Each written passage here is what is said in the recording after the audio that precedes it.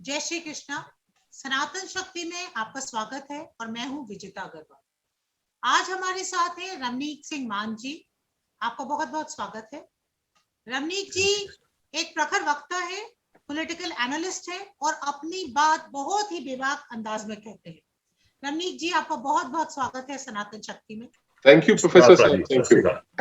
आज हमारे साथ नीलेश जोशी जी भी हैं, who is the founder and motivator of Sanatan Shakti. And in the end, we also have a surprise guest for you. So viewers, please stay tuned till the end.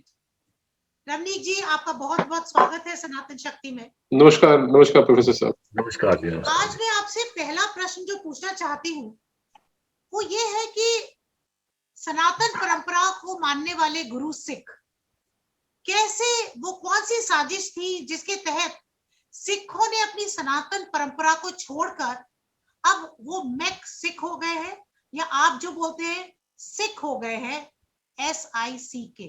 ये किस साजिश के तहत या कौन से सर्कमस्टेंसेस थी जिनमें ये एक अपनी सनातन परंपरा से बिल्कुल ही टूट चुके हैं आज की तारीख में? प्रोफेसर साहब, पहले तो आपको सत श्री अकाल, गुड इवनिंग, नमस्कार, जय हिंद। देखिए, इसमें ना बहुत सारे फैक्टर्स एक्चुअली प्ले इन करते हैं। There is not just one factor जिसको हम ये कह दें कि साहब ये एक ऐसा कारण था जिस कारण से ये सारी चीजें जो है वो आज की जो परिस्थिति है हम वहां तक आ गए हैं। देखिए, the fall of the Khalsa empire happened in 1849 और 1849 में फॉल ऑफ खालसा एम्पायर के बाद, because Maharaja Ranjit Singh was the last ruler जिनके साथ ब्रिटिश जो है वो संधि करके रहे, वो दूर रहे। और 1849 में सिख एम्पायर फॉल होने के बाद ब्रिटिशर्स ने इन्होंने एक प्लान बनाया, जिस प्लान के तहत इन्होंने ये कहा था कि भाई अगले 25 साल में हम ये जो सिख कौम है, we will finish the Sikhs, हम सिखों को अगले 25 साल में खत्म कर देंगे, विच नेवर हैपेंड एक्चुअली, वो कभी हुआ नहीं। तो इसके बाद there were different movements from time to time जहां पे ये कोशिश की गई, ये प्रयास किया गया कि सिखों के ऊपर एक डिफरेंट इन्फ्लुएंस लाया जाए। या मकॉलिफ की अगर आप बात करें तो उनको लेके हम कह देते हैं मैक्सिक, या आज की डेट में जो अब्राहमिक कल्ट को या एक डेजर्ट कल्ट को फॉलो करने की कोशिश कर रहे हैं कुछ लोग। सो दैट ऑल इनकम्पल्सिड के ये सारे फैक्टर्स, और आज से नहीं, ये 150-200 साल से चला आ रहा है कि किसी ना किसी तरीके से ये सिख कौम जो है, ये बहादुर कौम है, ये सिख कौम जो है, ये वैलर है इनके पास एक अपना डिसिप्लिन है, इनके पास अपना एक तरीका है जिससे मतलब गुरु परंपरा में एक ऊर्जा मिलती है, वाणी में एक शक्ति है। गुरु ग्रंथ साहब के जो जिसके हमारे को 1708 में गुरु साहब ने ये वचन किए कि सब सिखन को हुक्म है गुरु मान्यो ग्रंथ। तो शब्द गुरु का कंसेप्ट आ गया। तो उनका प्रयास ये था कि किसी ना किसी तरीके से सिखों को डिविएट किया जाए। उसका एक जो पार्ट प्रोफेसर साहब वो ये हुआ कि a different interpretation of Gurbani में, यानी कि गुरु ग्रंथ साहब सच्चे पातशाह में जो वाणी दर्ज है, चाहे वो भट्टों की हो, चाहे वो गुरुओं की हो, चाहे वो सूफी संतों की हो, चाहे वो भक्तों की हो, तो उसका एक अलग इंटरप्रिटेशन जो गुरु साहब के जो वचन है या गुरु साहब की जो इंटेंट है उससे डिफरेंट, उस तरीके की चीजों को बाहर लेके आया जाए। तो इसके अंदर एक मेजर कंट्रीब्यूशन जो रहा वो मकॉलिफ का भी रहा। उसके अंदर एक मेजर कंट्रीब्यूशन जो पोस्ट 1971 है, उसके अंदर पाकिस्तानी इंटरफेरेंस का भी रहा, एक खालिस्तानी मूवमेंट का भी रहा, और बहुत सारा ऐसा प्रयास किया जा रहा है और एक बड़ा सिस्टमैटिक प्रयास है ये, जिसके तहत एक इन्फ्लुएंस किया जा रहा है ये कहे कि Sikhs have more in common with Muslims than they have in common with Hindus. वो कैसे कह रहे हैं कि आइडल वर्शिप जो है, क्योंकि गुरु मान्यो ग्रंथ के बाद idol worship it doesn't happen in Sikhism. आप देखेंगे कहीं पे भी गुरुद्वारा साहब में जाएंगे तो कहीं पे गुरु साहिबान की या और चीज उनकी मूर्तियां नहीं है ऐसा। So we don't worship idol. वो मोनोथीइज्म की तरफ जो है खींचने का प्रयास किया जा रहा है सिखों को, और there are lot of people who are falling prey to it also. But the fact still remains के हिंदू या सनातन परंपरा या हिंदू धर्म के जो अनुयायी हैं वो नर्सरी है सिखों की। सारे के सारे Sikh without exception are coming from that Sanatan Sanskriti. If you trace your roots back 300-350 years, you will know कि हम लोग सब सनातन परंपरा के, सनातन संस्कृति के हैं, और बहुत लंबे समय तक 10वें पातशाही तक, जब 9वीं पातशाही का भी जब गुरता गद्दी उन्होंने नसीब हुई, जो गुरता गद्दी ते उन्होंने विराजमान किया, नसीब is a wrong word actually, जब गुरता गद्दी ते महाराज साहब ਨੂੰ बिठाया गया, या उस तो पहला भी, या बिफोर दैट ऑल्सो, जो गुरु साहिबान, tilak was always a part of, जैसे नीरज भाई ने आज तिलक लगा रखा है, या और बहुत से जैसे हमारे सनातन संस्कृति के भाई जो तिलक लगाते हैं, आज भी कई ऐसी सिखों में देयर आर सर्टेन सेक्ट जो अभी भी तिलक का उपयोग करते हैं जब वो गद्दी संभालते हैं, जब कोई मतलब ऐसा फॉर्मल ओकेजन होता है। तो 1925 आते आते, मैं 71 पे आ गया, 1925 आते आते जब एसजीपीसी फॉर्म की गई, SGPC was never N aspiration of six per से। सिखों ने या तब तक जो, बिकॉज द सिस्टम ऑफ गुरु परंपरा पर से और द सिस्टम ऑफ शब्द गुरु was serving us very well, it was serving us very well. तो 1925 से देखो, 1699 से लेके जब सिख पंथ की सर्जना हुई, तब से लेके और 1925 तक दी परंपरा was serving us well, but it was brought by the British. ये एसजीपीसी आई, एसजीपीसी ने आके कंट्रोल लिया, और बहुत से ऐसे स्क्रिप्चर्स हैं हमारे जिसमें गुरु ग्रंथ साहिब के अंदर दिए हुए जो शब्द हैं उनका एक्सप्लेनेशन पिक्टोरल फॉर्मेट में किया गया। और पिक्टोरल फॉर्मेट में जब राम दरबार का डेफिनेशन आता है तो देयर इज अ राम दरबार पर से, जैसा कि आप यूजुअल डिपिक्शन में देखते हैं, तो एक पिक्टोरल डिपिक्शन था, उसको बिल्कुल अलग करके। और जो पहले गुरु ग्रंथ साहब की पब्लिकेशन का जो एंटिटीज पब्लिश करती थी, उनसे सारा पब्लिकेशन का जिम्मा लेके they basically controlled not just the properties, the gurdwara Sahib, the lands, but also the intellectual rights of Sikhs. और उसके बाद ये डाइवर्जन और डिविएशन और इंटरप्रिटेशन इनका अलग अलग चालू हुआ। उसके बाद ही पहली पातशाही के साथ चलने वाले जो पाई बाला, पाई मर्दाना, जो पाई मर्दाना है, उनके जो वंशज हैं, उनको बार किया गया फ्रॉम एंटरिंग दरबार साहब टू परफॉर्म कीर्तन। जब पहली पातशाही कीर्तन उनके साथ करते थे और रबाब बजाते, तो वो मिरासी थे बेसिकली। तो ये सारी सेग्रीगेशन जो है, ये जो सारा मोनोथीइज्म का जो कंसेप्ट है, ये जो सारी चीजें जिनके ऊपर आप जिक्र कर रहे हैं कि ये मैक सिख या मैकॉलिफ सिख कह लीजिए, या अब्राहमिक, मैं जैसे कहता हूं सिख, या जो you can usually say some people are Sikh, SIC के। तो ये सारी जो है degeneration of thought process, degeneration of the spirituality, degeneration of what the guru साहिबान हैड said और they have recorded in Guru Granth साहब, उसका इंटरप्रिटेशन बदल के ये सारी चीजें वहां से डाइवर्ट होनी शुरू हुई, और ये लंबा चला है। ये it's almost let's say 150 years old. नहीं कि इन्होंने ब्रिटिशर्स के जमाने में जब even in army they try to do the abrahmanisation of Sikh religion, तो नहीं कहूंगी मैं, तो पंथ ही कहूंगी, कि क्या ऐसा भी हुआ था आपकी जानकारी में? मैं आपको ना I will tell you a few more things. मैं आता हूं, आपकी बात का भी मैं जवाब देता हूं। देखो, पहले मैं आपको ना 2-3 चीजें क्लियर करता हूं। चलिए, मैं आपकी उस बात पे भी आता हूं जब आपने पंथ और रिलीजन की बात करी, मैं वो भी आपको एक्सप्लेन करूंगा थोड़ा सा। मैंने आपको बताया था British planned to finish off the Sikhs per se, जो द करंट आइडेंटिटी और the belief of the guru साहिबान है ना।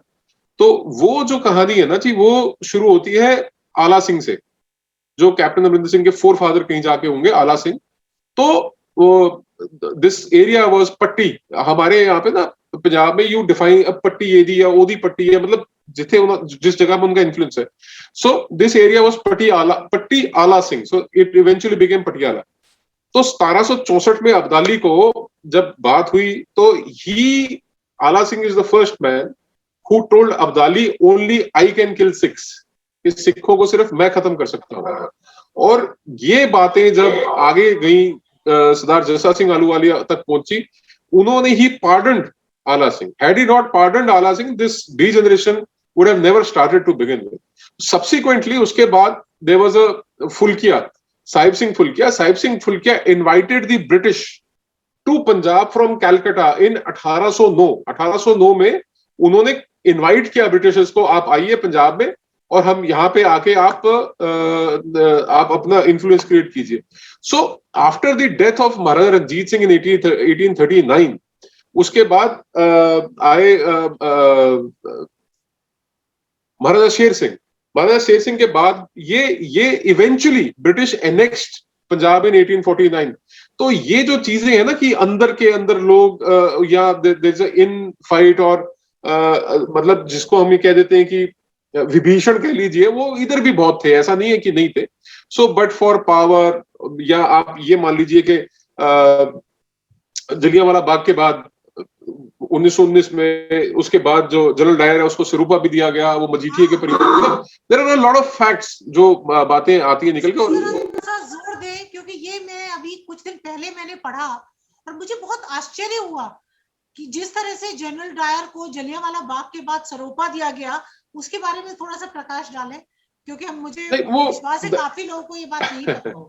नहीं, ये फैक्ट है। और ये एक्चुअली क्या हुआ था कि जैसे अरदास होती है ना, अरदास सी सरोपा इज सैफरन क्लॉथ जो यूजुअली ਅਸੀਂ परने वांगू बन लेते हैं। So it's a sort of a cloth garland जो गले में डाला जाता है as a sign of respect.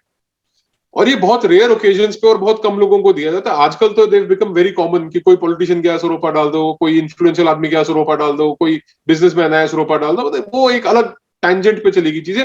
But एक वक्त था जब this was a very sacred thing.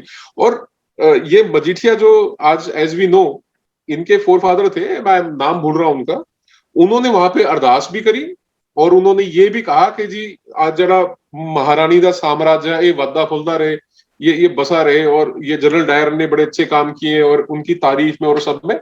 And then he was offered siropa. So this is a part of the history, ये इतिहास का हिस्सा है। इन लोगों ने चाहे जो आज करंट डेट आप कैप्टन अमरिंदर सिंह के परिवार की मैंने बात करी, आपको बताया, या मैं अब ये अकाली दल के जो लीडर हैं, मजीठिया परिवार है और है, ये देखो क्या होता है ना कि पॉलिटिशियन हो गए या राज सत्ता में रहने वाले लोग हो गए ना, इनका कोई धर्म ईमान नहीं होता।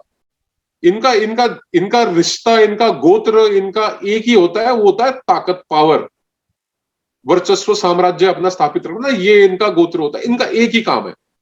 तो this has happened not just here in Sikhs, but it is also happened several times in Hindu, या आप डोगरे कह लो, राजपूत कह लो, मराठा कह लो, सब जगह धोखा देने वाले लोग हैं। हमेशा हमारे किले अंदरों से खुले हैं दरवाजे, बाहर के लोग आके हमारे को उस तरीके से हरा नहीं पाए। बिकॉज देखिए 1024 में ये गजनवी मोहम्मद गजनी ये आके सोमनाथ के दरवाजे ले जाता है, अफगानिस्तान में अपनी मस्जिद में लगाता है। और 800 साल बाद 1805 में 20 साल का महाराजा रणजीत सिंह वो सोमनाथ के दरवाजे वापस लेके आता है। वो कहता है ये मेरे मुल्क की प्राइड है, एक ऐसी अलख जो 800 साल तक जागी रही। आप ये कह दें कि सिख जो है वो अब्राहमिक या ये मैक्सिक है, तो you will be very mistaken. 800 साल बाद जो अलग थी के, और यहां से ये भाव मोड़ा, वहां से आक्रमण करता आते थे, यहां से गए और वहां से वो दरवाजे उखाड़ के लेके आए मस्जिद से, और यहां पे आके दरबार साहब की दर्शनी ड्योढ़ी में आके लगाए। ये फैक्ट है। वो चंदन के दरवाजे दर्शनी ड्योढ़ी में अभी थोड़े दिन पहले तक थे, वो रिपेयर के लिए उतारे हैं, वो दोबारा लग जाएंगे। तो ये जो अलग है, ये जो ऊर्जा है, ये जो भावना है, ये 800 साल तक जागृत रहती है कि हमारे देश का, हमारी परंपरा का, हमारी संस्कृति का कुछ वहां पे है, वहां से हमको लाना है। और इसके अलावा मैं बताता हूं आपको कि यहां बनारस में काशी विश्वनाथ का मंदिर है। काशी विश्वनाथ के मंदिर की जो शिला के ऊपर सोना लगा हुआ है, वो 20 मन सोना यहां से महाराजा रणजीत सिंह ने भेजा था। और जब ये पहली बार जब राम मंदिर में समस्या आई थी, तब भी यहां से सिंहों का जत्था गया था। राम मंदिर में पहली बार जब कितने 100 वर्षों के बाद वहां पे पहली बार हवन हुआ था, वो निहंग सिखों ने करवाया था। तो ये जो आज कह रहे हैं कि नहीं साहब हम अलग हैं और हमारे ये बिल्कुल वाहियात की बात है। और आखिर में प्रोफेसर साहब आपने जो कहा, मैं आपको उदाहरण दूंगा सेमेटिक रिलीजन्स का। एक एंटी सेमेटिज्म के ऊपर डिस्कशन चल रही थी, जिसमें यूएन के अंदर रेजोल्यूशन भी आया कि अगर सेमेटिक रिलीजन्स के ऊपर कोई किसी तरीके से एंटी सेमेटिक भावना आएगी तो वी विल स्टैंड टुगेदर। कौन कौन? ज्यू, क्रिश्चियंस एंड मुस्लिम्स। ये सेमेटिक रिलीजन्स है, इनको हम अब्राहमिक रिलीजन्स कह देते हैं, डेजर्ट कल्ट कह देते हैं, ये आज भी उस तरीके से इकट्ठे हैं। पर अगर मैं ये कह दूं कि बाय दैट लॉजिक कि सभी मुसलमान क्रिश्चियन है, सभी क्रिश्चियन जू है, सभी जू मुस्लिम है, it is not possible, it is not acceptable, they are sworn enemies. ये फर्क है उधर के अब्राहमिक रिलीजन्स का या सेमेटिक रिलीजन्स का, कि वो आपस में उनकी नहीं बनती। और बाय दैट लॉजिक अगर सनातन परंपरा में से मैं 3 बातें कहता हूं। नंबर 1 कि हिंदू जो है वो सिखों की नर्सरी है, सारे सिख जो है हिंदुओं में से निकल के आए हैं, चाहे वो आज आ रहे हो, चाहे वो सिलसिलेवार तौर पे जो जेठा बेटा कहते हैं, बड़ा बेटा, जेठा पुत्र कहते हैं पंजाबी, जो सबसे बड़ा बेटा उसको सिख बनाने की परंपरा हो। पर ये चीज ना कहीं एक्सेप्ट करनी चाहिए कि Sikhism is a separate religion, the way the desert cult or the way these Semitic religions accept each other as a separate religion. We are definitely a separate religion, but from the same Sanatan roots, उसी सनातन what वृक्ष का एक शाखा Sikhism है। इसके अंदर कोई संदेह नहीं होना चाहिए, किसी को गलतफहमी हो तो दूर कर ले। बौद्ध, जैन, सिख और हिंदू, ये सनातन परंपरा के, सनातन संस्कृति के, सनातन धर्म के एक वट वृक्ष की शाखाएं हैं। इनको रिकॉग्नाइज अलग तरीके से करने में कोई आपत्ति नहीं है। रिलीजन अलग है, पंथ अलग है, there may be no doubt about it. जी, यहाँ पे मैं एक और बात कहती चलूं, मेरी 2 भाभियां सिख हैं और लेकिन कोई मतलब परिवार में कोई फर्क होता ही नहीं है। अब तो भूल भी गए हैं कि ये सिख है। तो आप बिल्कुल सही कह रहे हैं, एक परंपरा है और शाखाएं अलग अलग हैं, बिल्कुल सही आप बोल रहे हैं। एक जब हम ये बात कर रहे हैं तो एक और है, जैसे कि जालंधर में एशिया का सबसे बड़ा चर्च बन रहा है आज की तारीख में। कितनी बार हम देखते हैं, वायरल वीडियोस देखते हैं, एक हौदी सी है, जलूस खड़ा है और हौदी में डुबो के वो बैप्टाइज कर रहे हैं। इतना ज्यादा कन्वर्जन हो रहा है पंजाब में। तो मैं ये पूछना चाह रही हूँ कि ऑर्गेनिक तो नहीं हो सकता, ये किसके द्वारा प्रायोजित है? ये मतलब इतना कन्वर्जन पंजाब में एकदम से कैसे होने लगा? देखिए, ये it's a very elaborate topic actually, और इस टॉपिक के ऊपर अपन 4 घंटे बैठ के बात कर सकते हैं। एक संक्षेप में जरा बता दें। हाँ नहीं, मैं बता रहा हूँ, I am coming to that. मैं ये कह रहा हूँ, देखिए क्या है कि ये जो जातिवाद का जहर है ना जी, इस जातिवाद के जहर ने, हालांकि जब महाराज साहब 10वीं पातशाही साहिब कमाल गुरु गोबिंद सिंह जी महाराज सच्चे पातशाह ने सिख धर्म की स्थापना करी, उस वक्त उन्होंने कहा कि there is going to be no caste system in Sikh कोई, but that was never implemented by people and it was systematically segregated by the British and other forces. मैं आपको कह रहा था, ये आज से नहीं, ये 1800 के दशक से चल रहा है कि सिखों को हमने खत्म करना है 25 साल में। उनको आज 200 साल हो गए, वो सिख खत्म नहीं, उनसे ना कभी होंगे। ये बस की नहीं किसी की, इस कौम को, हमारे धर्म को, हमारे मजहब को, हमारी पहचान को खत्म कर दे। ये अंदर से खत्म हो रहे हैं। मैं बताता हूं कैसे। जब 10वीं पातशाही ने 20 अक्टूबर 1708 नांदेड़ में ये हुक्म किया कि सब सिखन को हुक्म है गुरु मान्यो ग्रंथ, गुरु ग्रंथ जी मान्यो प्रगट गुरा की दे, जो प्रभ को मिल बोच है खोज शब्द में ले, राज करेगा खालसा आकी रहे न। तो जब ये बात महाराज साहब ने बयान कर दी कि शब्द गुरु है, उसके बाद 52 हुक्मनामे दिए। उन 52 हुक्मनामों में there is a clear message of how a true Sikh will live his life. वो जीवन अपना किस तरीके से व्यतीत करेगा, उसका व्याख्यान, उसका पूरा विवरण दे रखा गुरु साहब ने। और यहां पे डेरा कल्चर आया जी, अलग अलग सेक्ट बनने शुरू हुए छोटे छोटे। उन्होंने हिंदुओं को और सिखों को सॉफ्ट किया कि बिना हिंदू हुए, बिना सिख हुए आपका गुजारा है। आपकी शादी, ब्याह, बच्चा पैदा होने पे और मरने पे, ये 3-4 बड़े ओकेजन होते हैं कि कोई पैदा हुआ, कोई मर गया, किसी की शादी है, किसी का जन्म है। ये 3-4 यही तो ओकेजन होते हैं। इसी में तो चाहे आपको ब्राह्मण हो, ग्रंथी हो, गुरुद्वारे जाना है, मंदिर जाना है, पाठ कराना है, कोई आपने घर में पूजा करानी है, हवन कराना है, यही तो ओकेजन होते हैं। इन ओकेजन से जब एक सिस्टमैटिक तरीके से हिंदू और सिखों को सॉफ्ट कर दिया कि आप बिना हिंदू हुए, बिना सिख हुए आपका गुजारा है। चाहे वो राम रहीम हो, वो दिल जोड़ माला कीजिए, आपने इसके गले में माला डाली, इसके गले में माला डाली, आप जाइए और हिंदू मैरिज एक्ट में अपनी शादी रजिस्टर करवा लीजिए। तो ऐसे ही अलग अलग जो यहाँ पे डेरे बने, अलग अलग सेक्ट क्रिएट हुए, उन्होंने एक इतनी बड़ी पॉपुलेशन को जो इम्यून थी कन्वर्जन को, जहां पे गुरु साहिबान ने शहादत भरी अपनी, अपना सरबंस वार दिया, इस चीज के लिए वो इतना नॉर्मलाइज हो गया कि हाँ, हम बिना सीखे हुए हमारा गुजारा है। और दिक्कत कहां आती थी कि जब गुरुद्वारे में जाते थे कि जी महाराज साहब जी ताबे, यानी कि हमारे को गुरु ग्रंथ साहब घर लेके जानी है या वहां पे हमने पाठ रखाना है, तो वो जाति देख के कई बार मना कर देते। गुरुद्वारे अलग कर दिए, धर्मशालाएं अलग कर ली, यहां तक कि शमशान घाट अलग कर लिए जाति के आधार पे। तो कहीं ना कहीं वो लोग उस चीज से इम्यूनिटी से सॉफ्ट हो गए टुवर्ड्स कन्वर्जन, और उसके अंदर आके मिशनरीज ने खुला ग्राउंड मिला उनको, लोग ऑलरेडी सॉफ्ट थे।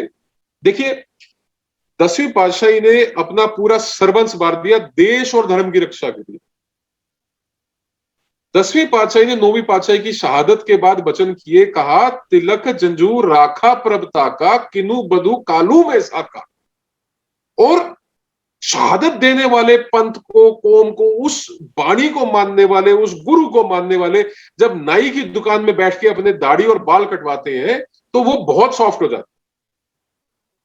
ये काम तो गुरु साहब, अगर ये कन्विक्शन ना हो, अगर आपका संकल्प मजबूत ना हो कि आपने अपने मजहब के साथ जुड़े रहना है, आपने अपने धर्म के साथ जुड़े रहना है, आपने शब्द को गुरु मानना है, गुरु ग्रंथ साहब को मानने का मतलब यह है कि आपको 10वीं पातशाही का जो आदेश है उसको आपने इन टोटो अपने ऊपर लागू करना है।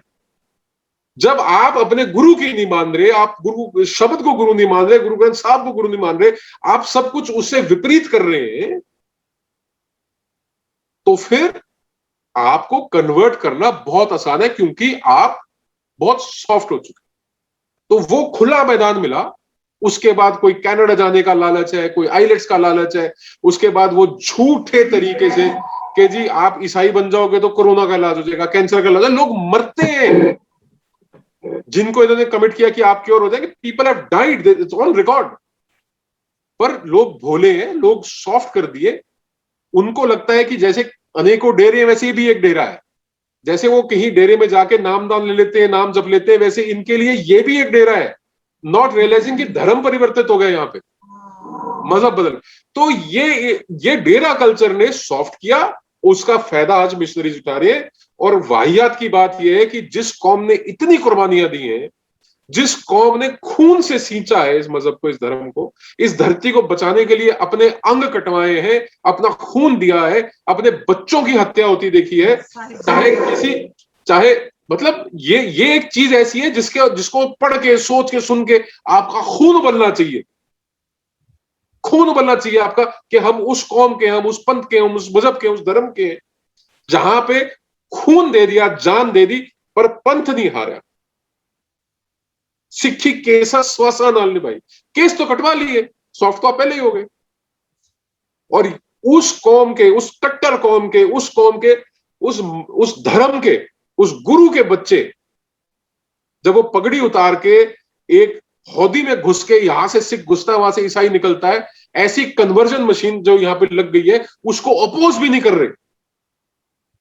पॉलिटिकल प्रोटेक्शन है उन लोगों को, पैसा आता है बाहर से, सारा खेल पैसे का है। पॉलिटिशियन मुंह खोलता है, उसके मुंह में पैसा ठूस देते हैं, पुलिस वाला मुंह खोलता है, उसके मुंह में पैसा ठूस देते हैं। जब आप सॉफ्ट ही हो गए हो तो आपको फर्क नहीं पड़ता ना जी। सो ये एक पीड़ा है, ये तकलीफ है। रमनीत जी, यहाँ पे एक बात मैं कहूंगी आपसे कि मेरी क्लास में सिख बच्चे भी हैं। तो एक बार मैंने उनसे पूछा, जब कोरोना नहीं था तब मैंने पूछा, माता गुजरी का आपको बलिदान याद है? दिसंबर का महीना था। तो मैंने जब से मेरी भाभीियों की शादी हुई तो तब से दिसंबर के जो वो पार्ट है उसमें हमारा पूरा परिवार जमीन पे सोता है। तो मैंने उन बच्चों से पूछा, तो मुझे इतना आश्चर्य हुआ कि सिख पंथ के बच्चे, और उनको ये शहादत ही याद नहीं थी, उनको पता ही नहीं था। तो मतलब अब कहाँ गलती हुई, लेकिन जहां भी हुई हमें सुधारना बहुत जरूरी है। I agree. अच्छा, यहाँ पे एक और प्रश्न पूछना चाहूंगी। हमने मोदी जी को गुरुद्वारे साहिब जाते हुए देखा, सीसगंज, रकाबगंज, और हमेशा उनके पटके पे कड़ा साहब विराजमान थे। लेकिन फिर भी मैं, ये जो किसान आंदोलन है, तो मैं गई थी सिंगू बॉर्डर, और जब शुरू में था तो 72 मार मार के बीबियां बोल रही थी, मोदी तू मर जाए, मोदी तेरे को कीड़े पड़े। तो इतनी घृणा अपने देश के प्रधानमंत्री के प्रति क्यों? देखो ऐसा है, ये बात मेरी भी हुई थी बीबीओ से कुछ। मैंने कहा ये प्रकृति के विरुद्ध है जी। ये, this is opposite to the nature. प्रकृति के, कैसे प्रकृति के विरुद्ध है कि प्रोफेसर साहब, जन्म देने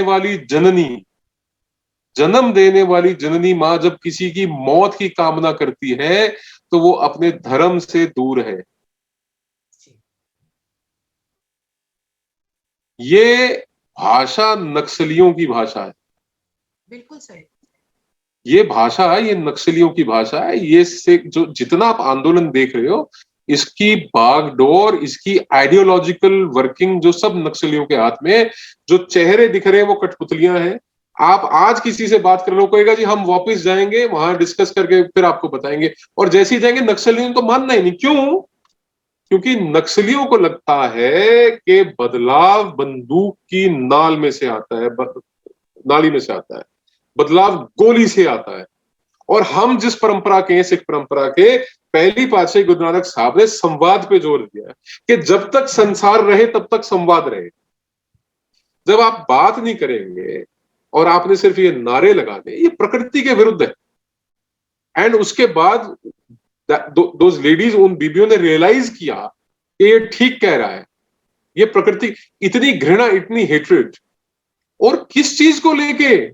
उस आदमी के लिए जिसने 350 साल गुरु गोविंद साहब सच्चे पातशाह का पूरे हिंदुस्तान के हर राजभवन में मनाया, हिंदुस्तान के जितने फॉरेन मिशन है सब में मनाया। उस आदमी के लिए घृणा जिसने 550 साल पहली पातशाही का, गुरु नानक साहब सच्चे पातशाह का, हिंदुस्तान के हर राजभवन में, हिंदुस्तान के बाहर हर कॉन्सुलेट में, हर एम्बेसी में बनाया, जिसने पहली पातशाही की बाणी को रिकॉर्ड करके दुनिया की हर बड़ी भाषा में ट्रांसलेट करने का काम कुछ यूनेस्को को दे रखा है, हिंदुस्तान की रीजनल भाषाओं में। उस आदमी के लिए घृणा जिसने 84 के गुनहगारों को जेल में भेजने का काम किया। उस आदमी के लिए घृणा जिसने आज प्रधानमंत्री बनने के बाद नहीं, जब वो कुछ भी नहीं था, 1975 में इमरजेंसी जब लगाई इंदिरा गांधी ने, तब भी वो सिख स्वरूप में रहा। उस आदमी के लिए घृणा जिसने कभी जाली वाली टोपी नहीं पहनी पर दस्तार सिर पे सजाई। उस आदमी के लिए घृणा जो कभी किसी मजार पे नहीं गया, जिसने अपने घर में कभी इफ्तार नहीं करी, पर वो दरबार साहब में गया, गुरुद्वारा साहब में जाता है, रेगुलर जाता है। उस आदमी के लिए घृणा, उस आदमी के लिए घृणा जिसने सिख कौम के लिए बतौर प्रधानमंत्री, हिंदुस्तान के जितने प्रधानमंत्री हुए हैं सबको इकट्ठा ले लो और इस अकेले की अचीवमेंट को एक तरफ ले लो, और अगर तराजू इसके हक में ना नीचे बैठा तो दूसरी तरफ मेरी गर्दन उतार के रख देना। रिसर्च है मेरी, मैं बता रहा हूं, मेरे को पता है। झूठ के कितने पैर होते हैं, क्यों, किस लिए? यहां तक कि करतारपुर साहब का जो रास्ता है, ये बड़ी बड़ी बातें करता है। सिद्धू फॉरेन मिनिस्टर था, ये बड़ी बड़ी बातें करता है। सिद्धू प्रधानमंत्री था, क्या था Sidhu? Sidhu urban local body minister था पंजाब में, और दुनिया भर की बिल्डिंगें गिरी हैं इसके होते हुए। इसने पैसे ले लेके नक्शे पास करे, लोग मरे इसके चक्कर में। वो दुशहरे का दिन लाइन के ऊपर इनोसेंट लोग कटे सिद्धू के प्रोग्राम में शामिल शरीक होने वाले लोगों पर, भूल जाएंगे?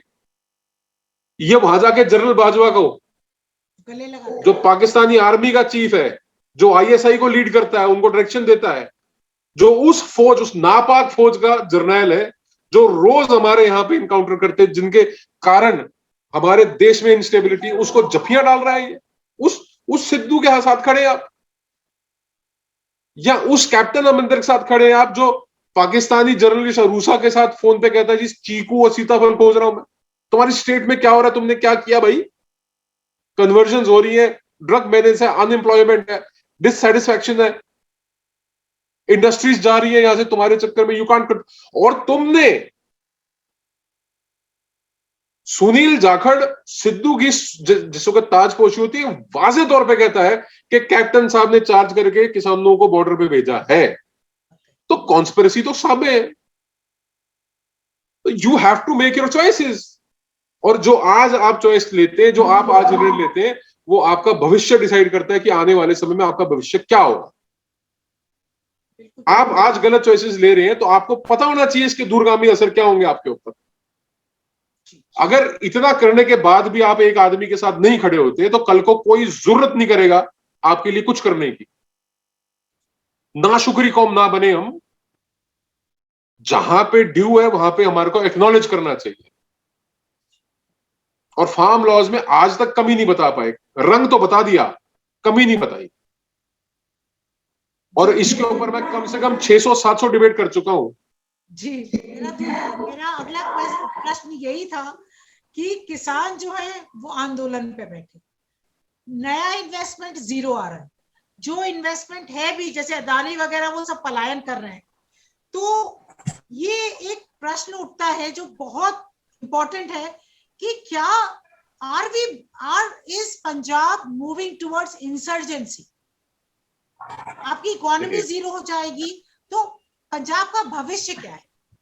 विजेता जी, इधर सरदार रवि रंजन जी को कुछ पूछना है, उसको जो मौका दीजिए। रवि रंजन जी, आपको थोड़ा बात करना है तो बात करिए जी। पर आप जी कैसे हैं मान साहब? आप गुरफतेहवीर जी बिल्कुल ठीक है जी। हाँ जी। अभी मान साहब से तो कोई सवाल पूछने वाला है नहीं, क्योंकि मैं कई बार यही मुझे लगता है कि हम कुंभ के पिछड़े भाई हैं, तो कोई सवाल वाली बात है नहीं। बाकी थोड़ा सा मेरा मानना यह है कि मैं ये हिंदू और सिख शब्द का प्रयोग नहीं करता हूं। हम मोने और सिख हैं, और इसका मोना शब्द जो है आज ये लुप्त हो गया है हमारी डिक्शनरी से, हमारी बोलचाल की भाषा से। इसका बहुत, आज हम मोना उसको कहते हैं जिसने बाल कटा दिए मोना हो गया, मगर मोना एक बहुत गहरा शब्द है। उस सिस्टम को, गुरुओं के सिस्टम को जो सीधे रूप से सामने आ गए मुगल के केसरधारी बन के, तो वो एक तरह से यूनिफॉर्म सोल्जर हो गए और उन्होंने उसको सपोर्ट करा, पैसिव सपोर्ट दिया। घोड़े को चना भी चाहिए, घोड़े को अगर युद्ध में आप जा रहे हैं तो खेत में आपको छुपना भी है, सब कुछ है। तो वो जिसने मौन सपोर्ट किया वो बहुत जरूरत होती है एक सिस्टम, आर्मी को सपोर्ट करने के, सिविल सिस्टम, तो वो मोने थे। और दूसरा, मैं आपसे ज्यादा मैं इसलिए नहीं कह सकता क्योंकि आपने जितना आपका अध्ययन है, और मैं यही मानता हूं कि ये सिख पंथ है। जब हम इसको अलग मजहब और जब हम धर्म की बात करते हैं, तो क्योंकि हम जो धर्म की डेफिनेशन लेके चल रहे हैं वो अंग्रेजी से हमने रिलीजन को कन्वर्ट करके देख दिया, बल्कि धर्म अलग चीज है। तो ये थोड़ा सा मैं आपसे इन मुद्दों के ऊपर बात फिर इसी प्लेटफॉर्म पे या 1-to-1 करूंगा। अब मेरा सीधा सा ये सवाल है, मेरी आपसे अनुरोध है कि इस समय जो वैक्यूम है, टोटल वैक्यूम है, इस वैक्यूम को आप कैसे भरेंगे? I see you there to fill the vacuum. आपकी क्या योजना है आगे?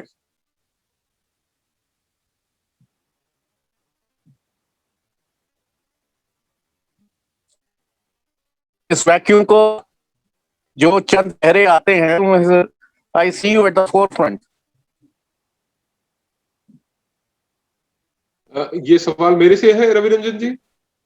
जी जी, आपसे मेरा ये प्रश्न ये है कि ये जो वैक्यूम आ गया है, ये वैक्यूम को आप कैसे भरेंगे? I see you at the forefront के जो चेहरे 4-6 नजर आते हैं, उनमें से I see you at the forefront के आप वैक्यूम भरने की स्थिति में हैं। आपके पास अध्ययन भी है, रवि रंजन जी, आप कैसे भरेंगे ये गाइड करें। मेरी बेनती ये है कि बड़ा क्लियर जा एक मेरी सोच है, हुक्म अंदर सबू को बाहर हुक्म ना कोई जी। तो जिवें महाराज साहब का हुक्म होएगा ना, ये बंदा उसी तरीके नाल चलेगा। I draw my energy from Guru Granth साहब। मेरी जो ऊर्जा है, जो मैं बोलता हूं, जो मेरी हिम्मत है, जो मेरी क्षमता है, ताकत है, ये सब ये उस महाराज की बख्शिश है जी, गुरु साहब की बख्शिश है। गुरु साहब ने जो जिठा जो सोचा है, जो गुरु साहब ने अगे डायरेक्शन देनी, मैं उसी डायरेक्शन ते तुर पाऊंगा जी। But I will be very honest, मैं आई हैव नो इंटेंशंस और no plans of coming into politics any time soon. मेरा काम है कि purely stay towards the social and religious affairs, और वहीं से आप जो है अपना बदलाव लाने की कोशिश कीजिए, मेहनत कीजिए।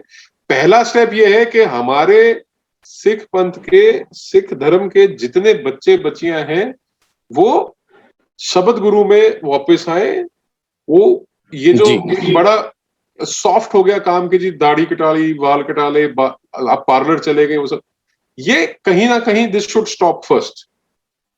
आप पहले गुरसिक्खी की तरफ आइए जी। एज अ सिख आप गुरसिक्खी की तरफ आइए, और एज अ हिंदू आप उसको जो मर्जी मोना कह लीजिए, बट मैं उसको I will say as a Hindu, because वो डिफाइन करना बड़ा मुश्किल हो जाएगा बाद में। As a Hindu, stop believing in this caste system कि ये क्योंकि इस कास्ट का इसलिए ये अपना है, क्योंकि ये भाषा बोल, सारे अपने हैं, हिंदू, सिख, बौद्ध, जैन, सारे अपने। आप उनको उस प्यार से, उस स्नेह से, उस नजर से, उस दृष्टि से देखिए कि आपका प्यार उन तक बिना बोले आपकी जुबान से कुछ उन तक पहुंचे। आपका चेहरा देख के ये पता लगे कि नहीं यार, ये आदमी, ये इंसान हमसे प्यार करता है और हमने इनसे प्यार करना। आपस में एक स्वार्थ आना चाहिए, तब कहीं जाके ये चीजें रुकेंगी। उससे पहले रवि रंजन जी, ये चीजें रुकने वाली नहीं है। जी। इसके लिए मेरा फिर मैं आपसे वही प्रश्न, इसके लिए आपका कुछ ब्लू शेयर करना चाहेंगे, क्योंकि ब्लूप्रिंट से ही हम चल पाएंगे, और मार्गदर्शन करने के लिए ब्लूप्रिंट चाहिए। मार्गदर्शन था गुरु साहब दा है जी। मार्गदर्शन 1708 में मैं सर प्लीज मेरी बात सुनिए, मैं आपको बता रहा हूं, मैं उसी बात पे आ रहा हूं। मैं कोई बहुत बड़ा आदमी नहीं हूं, मैं एक छोटा सा गुरु का सिख हूं साहब जी। 1708 20 अक्टूबर नांदेड़ में गुरु साहब ने वो ब्लूप्रिंट दे रखा है जी। मेरी क्या औकात, हैसियत, एग्जिस्टेंस, मैं कौन हूं कि मैं नया कोई ब्लूप्रिंट दे दूं। चलिए, अगर उस ब्लूप्रिंट के ऊपर चल पड़े, मैं उस ब्लूप्रिंट पे चल रहा हूं। आपके लिए मेरा निवेदन, मेरा अनुरोध, मेरी विनती यह है कि वो ब्लूप्रिंट साहिब कमाल दसम पिता गुरु गोविंद सिंह जी साहब सच्चे पातशाह ने दे रखा है कौम को। और कौम से मेरी मुराद, आई एम नॉट आपकी भाषा में मोना, मेरी भाषा में हिंदू, जैन, बौद्ध, सिख, सबके लिए है वो ब्लूप्रिंट है। वो ब्लूप्रिंट कहां से आया साहब? एक 10 गुरुओं की परंपरा से, शहादत की परंपरा से, मीरी पीरी की परंपरा से, जी, जुल्म और जबर के खिलाफ लड़ने की परंपरा से, शब्द को गुरु मानने की परंपरा से जी। वो ब्लूप्रिंट इतना शानदार ब्लूप्रिंट है, मैं और आप क्या तो बना लेंगे और क्या तो हम कर लेंगे। वो ब्लूप्रिंट जो महाराज साहब ने दे रखा, उसी पे चल पड़े तो हमारे लिए बहुत हो जाएगा, ये जन्म सफल हो जाएगा। जी। जी, रमणीक भाई को किधर जाने का है, फिर उसको लेट हो जाएगी। रमणीक भाई 5 मिनट टाइम है, तो एक सवाल मुझे पूछना है, अगर नहीं है तो हाँ सर, मैं 10 मिनट आपके साथ हूँ पूरे जी।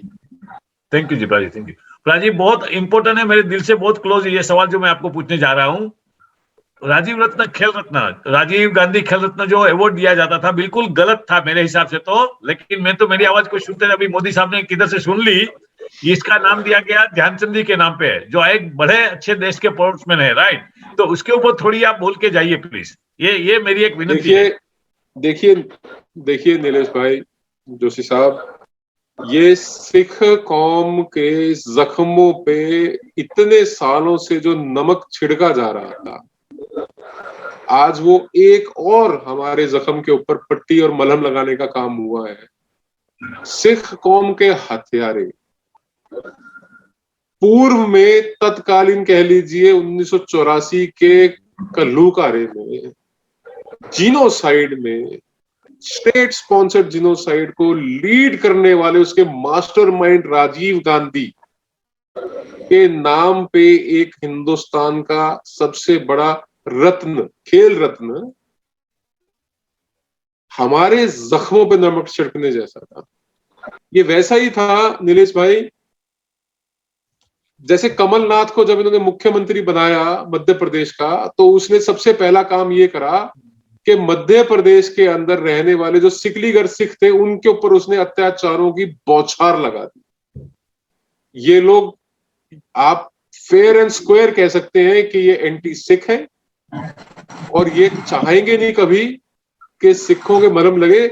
नहीं तो truth and reconciliation commission apartheid के बाद साउथ अफ्रीका में आई, हिंदुस्तान में सिखों के साथ जो कत्लो गारत हुई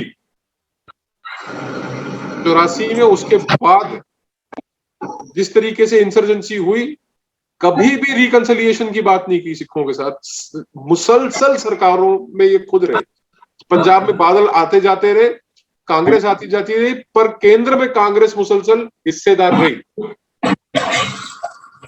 कभी हीलिंग टच की बात नहीं करी इन लोगों ने। आई एम वेरी हैप्पी, मैं बड़ा खुश हूं एक हिंदुस्तानी होते के नाते कि एक आदमी जिसका खेल से कोई लेना देना नहीं है उसके नाम पे अवार्ड था, और दूसरी तरफ जो आदमी epitome of success in sport, major Dhyanchand, जिनके टैलेंट को आज ही 1956 में रिकॉग्नाइज किया था सरकारों ने, उनके नाम से एप्टली बहुत पहले हो जाना चाहिए था। अगर अर्जुना अवार्ड सीखने के लिए डिसाइपल के नाम पे हो सकता है, द्रोणाचार्य अवार्ड कोचेस के लिए हो सकता है, तो खेल रत्न अवार्ड तो होना ही ध्यानचंद जी के नाम पे था, और होना बड़ी अच्छी बात है। और जो कातिल है सिखों का, जो सिखों का हत्यारा है, अगर उसके नाम को हटा दिया गया है एक नेशनल अवार्ड में से, तो मैं बड़ा शुक्रगुजार हूं इस सरकार का। और मैं तो ये भी कहूंगा कि और तमाम जितने खेलों से रिलेटेड स्टेडियम है, अवार्ड है, रिवार्ड है, कोई और चीजें हैं, उनको सबको लीडिंग स्पोर्ट्स पर्सन, तो हॉकी का है तो हॉकी वाले के नाम पे, बैडमिंटन का है तो बैडमिंटन के वाले के नाम पे, एथलेटिक्स का है तो फ्लाइंग सिख मिल्खा सिंह के नाम पे, और जो जो अचीवर्स है हिंदुस्तान के, उनके नाम पे उन स्टेडियम्स को, उन इंफ्रास्ट्रक्चर्स को तब्दील कर देना चाहिए। और 2, 4, 5 कहीं जहां लगता है कि वास्तव में इनकी कोई कंट्रीब्यूशन रही है, कोई कन्वेंशन सेंटर हो या कुछ हो, कोई अगर आपने मस्जिद इनके नाम से रखना है रख दो, इंदिरा गांधी मस्जिद बना दो, मेरे को कोई फर्क नहीं पड़ता। पर ये जो त्रुटि है ये जल्दी ठीक होनी चाहिए।